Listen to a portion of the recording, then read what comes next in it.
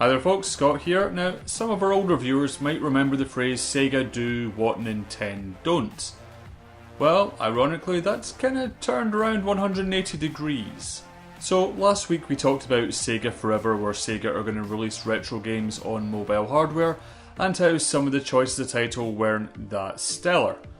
Well, just after that, Nintendo announced the release of the eagerly anticipated SNES Mini. As the name suggests, it's a miniature Super Nintendo and it's preloaded with a bunch of games, but here's the thing. Every single one of them is a stone cold classic.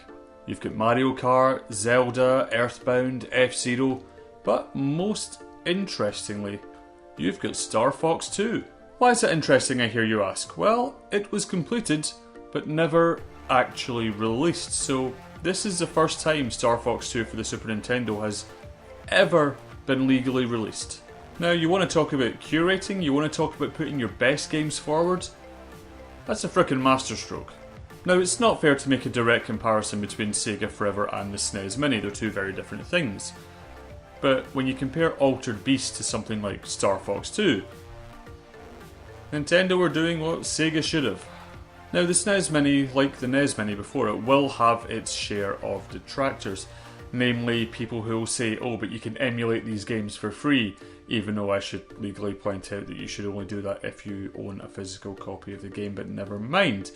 And while these people do have a valid point, it's also fair to assume that they weren't really given much affection as a child. However, the thing about nostalgia is it can be rooted in physical sensation, or to put it another way, sometimes it's fun to play retro games with this, but sometimes you really just want to play with this. But anyway, that's just my thoughts. Let me know yours in the comments below. Are you excited about the SNES Mini? Are you dismissive of the SNES Mini? Either way, let me know. Tell all your pals about this video, and I will see you next week.